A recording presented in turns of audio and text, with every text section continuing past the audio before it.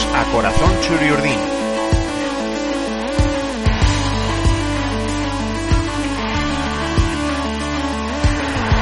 El podcast en el que escucharéis historias sobre la historia de la Real Sociedad.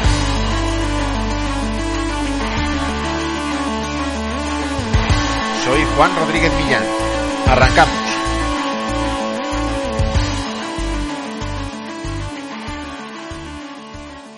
Si hay un nombre que debemos reivindicar siempre en la historia de la Real Sociedad, ese es el de Alberto Ormaechea, el hombre que hizo campeón de Liga a este equipo.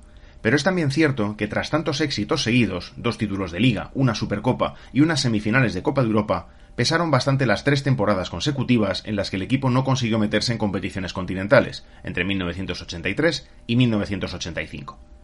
Aquella tercera temporada acabó con la 7ª posición en la Liga tras la derrota por 1-0 en el Sadar en la última jornada, con el Barcelona superando al equipo Churiurdin en los octavos de final de la Copa de la Liga y con la eliminación en la Copa del Rey en cuartos de final a manos del Athletic. Tras ganar en Atocha por 2-1 en el partido de vuelta, el último de la temporada, de manera insuficiente tras el 2-0 sufrido en San Mamés, el presidente Iñaki Alquiza analizó de una manera muy clara la situación del equipo. Algo tendrá que haber, dijo cuando le preguntaron si habría cambios.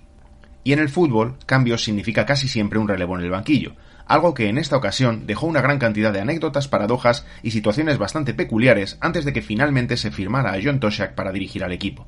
Ormaechea, siempre tan discreto, no compareció ante la prensa para despedirse del cargo, pero en su momento ya se publicó que fue él quien pidió a la directiva de Alquiza dar ese paso atrás. No tengo nada que decir, yo termino el día 30 los entrenamientos con los jugadores y después ya veremos, dijo el técnico poco más de una semana antes de esa fecha que marca siempre el final de las temporadas. En ese momento, 2 vías parecían abiertas para escoger al sustituto de Ormaechea. Por un lado, un entrenador británico. El mismo día 21 de mayo, Alquiza y Sebastián Irusta se desplazaron a Londres para recabar información de una agencia de consulting especializada en entrenadores y jugadores de fútbol. Fueron 3 los técnicos con los que conversó Alquiza.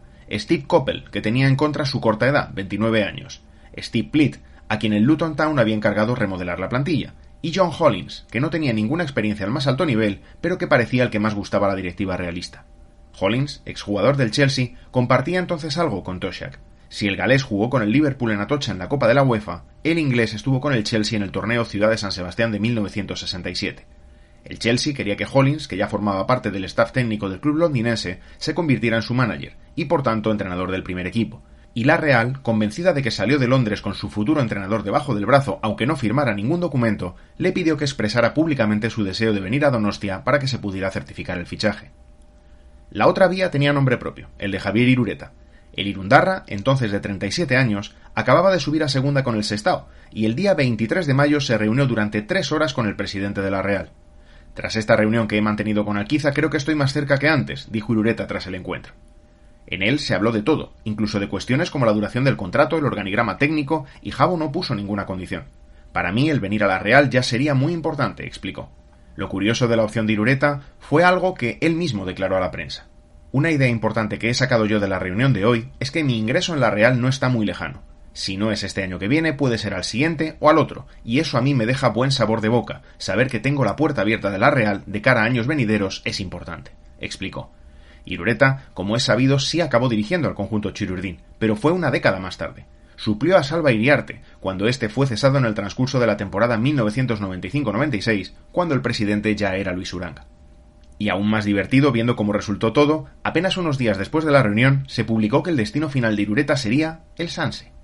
Jabo parecía llamado a sustituir a Rafa Mendiluce al frente del filial, al que dirigió durante 4 años, pero finalmente el club decidió dar el mando de los potrillos a quien en la temporada recién finalizada había sido el segundo de Mendiluce, y ese técnico no era otro que Salva Iriarte. Los entrenamientos acabaron, y la Real seguía sin decidir quién entrenaría al equipo en la temporada 1985-86. Parecía claro que iba a ser Hollins, pero saltó la sorpresa. Tras un primer retraso en el viaje del técnico a Donostia, se supo que el Chelsea le había ofrecido un contrato de 5 años y su máximo dirigente, Ken Bates, le había dejado claro que no le iba a dejar salir. Alquiza salió de aquella reunión en Londres convencido de que Hollins sería su entrenador, pero se marchó sin un precontrato, sin algún papel que avalara sus opciones de recalar en la Real. El Chelsea estaba más acostumbrado a ese juego y ganó la partida. Pero quizá con ese comportamiento de tiburones se gafó a sí mismo. Hollins mantuvo líder al Chelsea durante buena parte de la siguiente temporada, pero acabó sexto en la Premier tras sumar solo 9 puntos en los últimos 11 partidos. ¿Reactivaba eso la opción de Irureta? Me acabo de enterar de que el entrenador inglés ya no viene a la Real. No sé si esta circunstancia aumenta mis posibilidades. Estoy a la espera de que me llamen. Quedaron en que se pondrían en contacto conmigo este fin de semana y hasta el momento no se ha producido esta comunicación, así que estoy a la espera. Ni lo veo ni lo dejo de ver, manifestó el técnico irundarra el mismo día que se supo que Hollins estaba ya descartado. Y a falta de entrenador, la Real decidió sobre los contratos que finalizaban el 30 de junio y decidió no renovar nada menos que a 4 campeones de liga. Cortabarría, Olaizola, Diego y Murillo no iban a continuar en el equipo. Era el 7 de junio y apenas 2 días después, y sin que nadie hubiera escuchado su nombre, Toshack aterrizaba en San Sebastián. No fue Hollins, pero finalmente el club sí se decantó por un británico. El gran damnificado de este casting fue sin ninguna duda Javier Irureta, pero se lo tomó con enorme deportividad.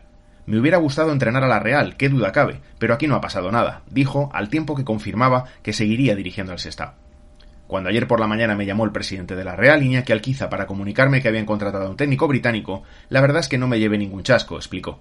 Su oportunidad llegaría una década más tarde, y Toshack, como es bien sabido, llevó de nuevo a la Real a las mieles del triunfo.